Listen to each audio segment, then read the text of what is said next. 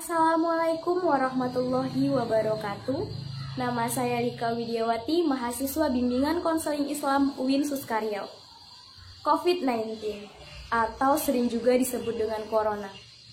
Semua negara termasuk Indonesia terkena dampak dari virus ini. Banyak sekali pemerintah menerapkan peraturan-peraturan baru untuk memutus tali penyebaran dari virus ini. Salah satunya adalah physical distancing, di mana masyarakat diharuskan untuk lebih banyak beraktivitas di rumah. Termasuk para mahasiswa, mereka diharuskan kuliah secara online. Banyak sekali keluhan-keluhan para mahasiswa tentang kuliah secara online, seperti paket data internet yang mahal, sulitnya akses internet bagi mereka yang berada di daerah desa, dan sulitnya bagi mereka untuk mencari bahan materi pembelajaran.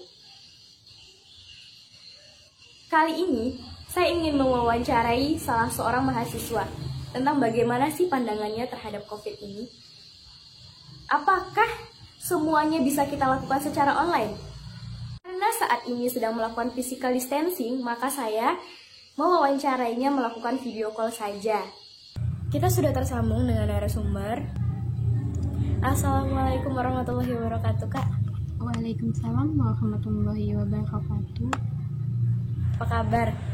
Sebelumnya saya berterima kasih karena kakak telah memberikan saya kesempatan untuk mewawancarai kakak. Langsung aja, bagaimana sih pendapat kakak tentang physical distancing yang mengharuskan mahasiswa untuk kuliah secara online? Alhamdulillah, saat ini keadaan kakak baik-baik saja. Ya, sama-sama. Ya, pendapat kakak diterapkannya kuliah online ini ya bagus, karena kan ini juga udah aturan dari pemerintah. Kita sudah disuruh di rumah aja. Gimana supaya kan virus ini cepat berakhirnya kalau kita semuanya mengikuti aturan yang sudah ditentukan. Oh ya Kak, kan kakak sekarang lagi mau seminar proposal nih, seminar magang. Apa sih kesulitan kakak dalam situasi saat ini? Ya, kesulitan saat ini kakak masih dalam mengurus untuk seminar magang. Jadi, dimana kakak itu harus menyusun sebuah laporan, dan itu yang biasanya direvisi langsung sama dosennya, dan sekarang hanya via online. Dan sebagian dosen juga minta untuk secara langsung revisinya, dan sebagian juga diminta secara online.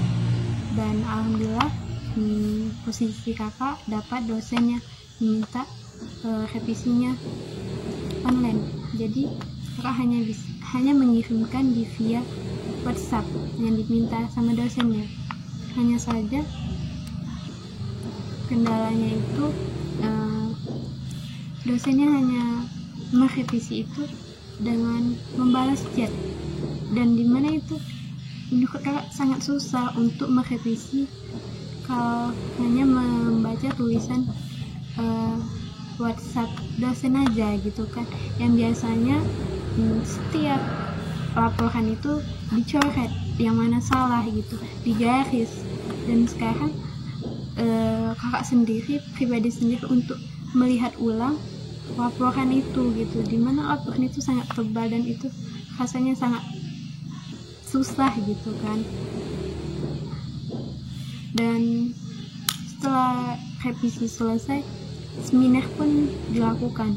Jadi kan ada sebagian dosen juga meminta seminar secara online, dan ada juga yang tatap muka.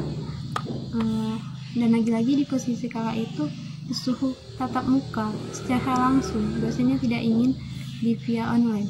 Jadi kendala kakak itu ya, kakak sudah di kampung harus pulang lagi ke Pekan, dan dimana kan virus ini belum selesai gitu masalahnya, tapi kita harus tetap saja pergi lagi ke Pekan. Dan itu sangat susah untuk memastikan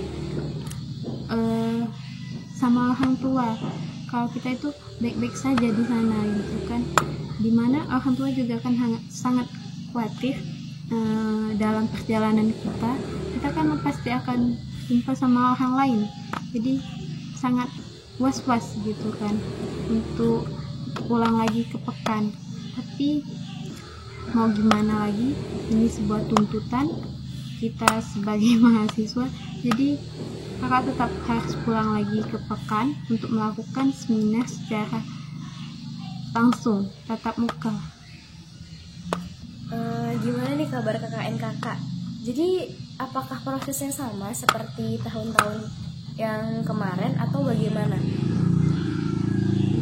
Nah, untuk masalah KKN yang harus dilakukan untuk mahasiswa yang semester 7, kendala kami itu, kami sudah membuat kelompok KKN sebelum adanya virus kan. Semuanya itu berjalan lancar sebelum adanya virus ini kan. Kami sudah membuat kelompok, sudah membuat proposal, jadi kami itu tinggal melakukan lagi KKN-nya.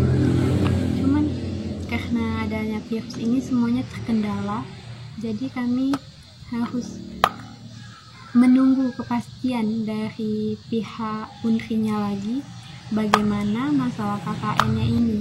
Cuman pada saat itu KKN juga tidak memberi jawaban, dia hanya memberi jawaban setengah-setengah tanpa kepastian gitu kan. Jadi kami masih menunggu gitu.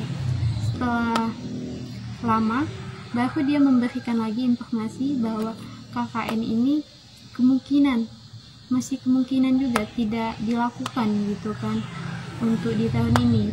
Dan di tahun ini hanya dilakukan KKN relawan. Jadi setelah kami buat anggota itu, dimana anggota itu juga banyak pada mengundurkan diri karena ingin mengikuti KKN relawan, karena tidak ingin mengikuti KKN di semester depan, di tahun depan lagi gitu. Itu akan menambah menunda wisuda kami gitu. Jadinya kelompok yang sudah kami buat itu dibubarkan kembali gitu kan. Jadi semua masing-masing lah membuat kelompok. Ya kendala kakak sendiri karena di kampung kan tidak semua orang yang ada di kampung itu anaknya kuliah gitu, dan tidak semua juga yang kuliah itu ada di... Jadi kendalanya itu mencari anggota kelompok yang sangat susah di kampung kakak sendiri gitu. Tapi alhamdulillah kakak sudah mendapatkan kelompok dan kami sudah melakukan KKN. KKN itu kami baru 4 orang, dan itu semua program kerjanya murni dari Jadi kami hanya menjalankan program kerja yang ada, yang diminta oleh pihak. Nah, yang dimana di sana hanya program kerjanya itu hanya membuat tempat cuci tangan dan memberikan masker. Tapi karena kelompok kami itu ingin menambah program kerja, jadi kami tambah.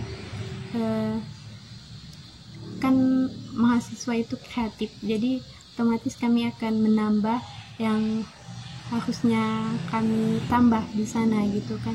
Cuma untuk dilakukan KKN ini sangat sulit untuk melakukannya karena nggak ada gambaran dari senior yang sudah gitu kan. Jadi murni yang kami bisa aja gitu. Dan KKN ini juga membantu dari pihak desa, dan apa yang dilakukan di desa kami melakukannya, membantunya gitu. Oke baik Kak, dan terakhir nih Kak, lebih enakan kuliah secara online atau kuliah secara langsung?